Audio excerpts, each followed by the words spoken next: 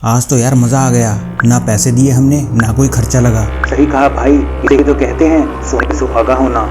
ये बातें शायद ये दो इंसान ही नहीं, इनके जैसे 18 और लोग कर रहे थे, जो बैठे हुए थे जमीन से 20,000 फुट ऊपर एक जहाज में, बिना कुछ जाने कि अगले कुछ चंद मिनटों में उन सब का मौत इंतजार कर रही है। कौन है ये 20 लोग और किधर जा रहे हैं ये सब, जानेंगे आज की वीडियो में। नमस्कार दोस्तों, फैक्ट्स मिस्ट्रीज इन हिंदी चैनल में आपका स्वागत है। तारीख थी 27 अगस्त 1967। ऑटनर एयरपोर्ट जो कि ओहियो यूएसए में है, तकरीबन 30 स्काई डाइवर्स पहुंच जाते हैं अपने पैराशूट डाले हुए एक एरोप्लेन में चढ़ने के लिए, जिनमें से 17 jumpers United states parachute association के मेंबर्स हैं, जिन्होंने 75 बार से ज्यादा स्काई डाइविंग करी थी, और 7 लोग ऐसे थे जिन्होंने 200 बार से ज्यादा स्काई डाइविंग करी थी पहले। समय तकरीबन 3 बज रहे थे दोपहर के, और आसमान में घने बादल छाए हुए थे। सुबह से ही इन घने बादलों की वजह से स्काई डाइविंग 2 बार डिले हो चुकी थी, जिस वजह से 3 बजे दोबारा प्लान बनाया गया स्काई डाइविंग करने का। कौन थे ये 30 लोग और प्लेन में क्यों चढ़ रहे थे?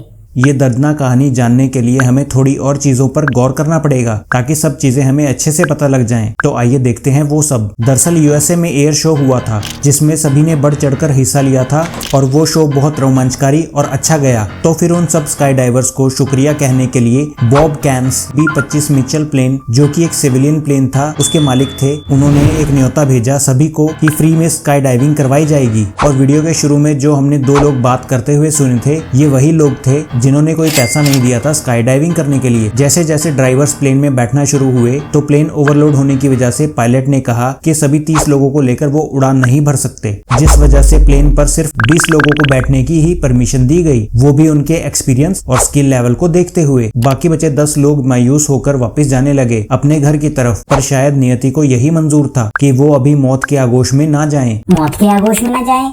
इसका क्या मतलब हुआ? बताता हूँ, रुको, सब पता चल जाएगा। पायलट ने प्लेन उड़ाना शुरू किया, जिसका रूट रखा गया था कि वो ऑटनर एयरपोर्ट से उड़कर उसे गोल चक्कर लगाते हुए वापस वहीं पर आएगा और 20 जंपर्स को 20,000 फुट से जंप करवाएगा, जिसके लिए पायलट ने 1 घंटा प्लेन उड़ाया और प्लेन को 20,000 फीट की हाइट पर ले आया, और अपनी पोजीशन को कंफर्म करने के लिए Cleveland air root traffic control centre यानी ATC से संपर्क किया, जिसमें ATC ने उन्हें बताया कि आप सही लोकेशन पर आ चुके हो। आपको यह भी बता दें कि उस समय GPS टेक्नोलॉजी नहीं होती थी, जिस वजह से पायलट्स को ATC से संपर्क करके अपनी सही लोकेशन प्राप्त करनी पड़ती थी, और ऊपर से घने बादल होने की वजह से आसमान से जमीन दिखाई भी नहीं दे रही थी। पायलट ने अपनी प्लेन की स्पीड 233 किलोमीटर पर आवर से 168 किलोमीटर पर आवर कर दी, और जंपर्स को इशारा किया कूदने का, और बारी बारी से अब सभी 18 जंपर्स ने प्लेन से जंप करना शुरू कर दिया, और बाकी बचे 2 जंपर्स ने थोड़ी और ऊंचाई यानी 30,000 फीट पर जाकर कूदना था, तो वो प्लेन में ही बैठे रहे। इन सब की जंप को रिकॉर्ड और फोटोग्राफ्स खींचने के लिए एक प्लेन और हायर किया गया था, जो कि था सेसना 180 स्काईवैगन, जो कि B-25 प्लेन के उड़ान भरने के कुछ देर बाद ही उड़ा था। सभी 18 जंपर्स प्लेन से कूदने के बाद फ्री फॉल का मजा लेने लगे और अपनी फॉर्मेशन बनाने लगे। उन्होंने अपना पैराशूट बादलों को क्रॉस करके खोलना था, इसीलिए उन्होंने अपना पैराशूट अभी तक नहीं खोला। जैसे ही स्काई डाइवर्स 20,000 फीट से 14,000 फीट पर आए, तो घने बादलों ने उन्हें घेर लिया, और उन बादलों से स्काई डाइवर्स बाहर आए तो उनकी ऊंचाई केवल 3,000 फीट ही रह गई थी, और सामने जो नजारा उन्होंने देखा वे देखकर उनके होश उड़ गए। सभी स्काई डाइवर्स सहम गए और चिल्लाने लगे। पर सभी स्काई डाइवर्स चिल्लाने क्यों लगे?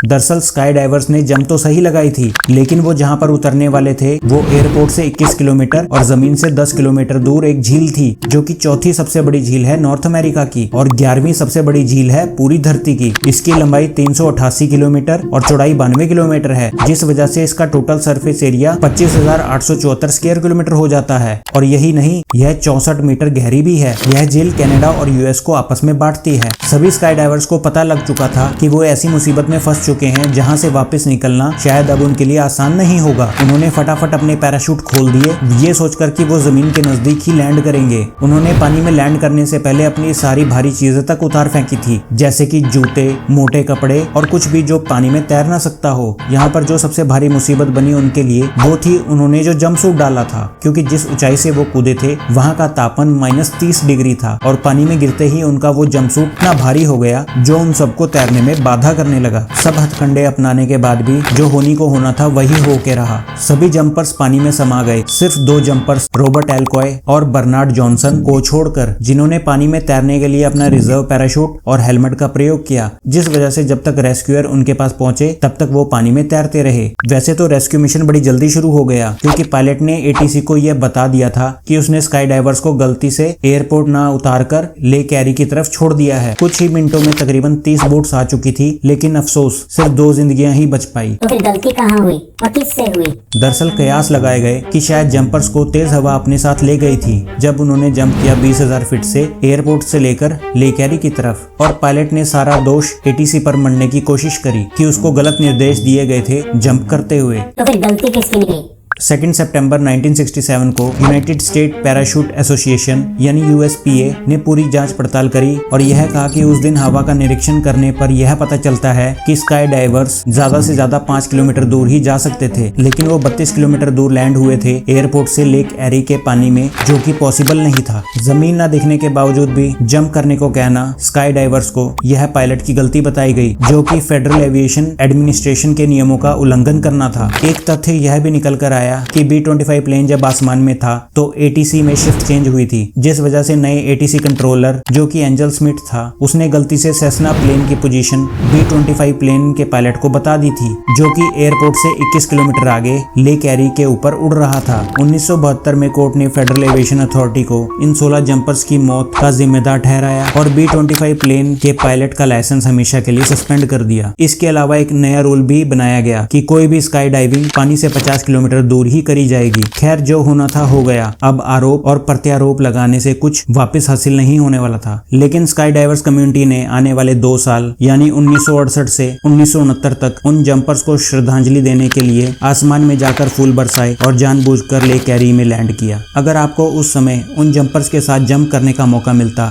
तो क्या आप जंप करते, यह जानते हुए कि नीचे जमीन नहीं दिख रही है? कमेंट सेक्शन में जरूर बताइएगा। उम्मीद है आपको इस वीडियो से काफी जानकारी प्राप्त हुई होगी। चैनल को सब्सक्राइब करके आप हमारा हौसला और बढ़ा सकते हैं, ताकि हम ऐसी जानकारी भरी वीडियोस आप तक लाते रहें। धन्यवाद।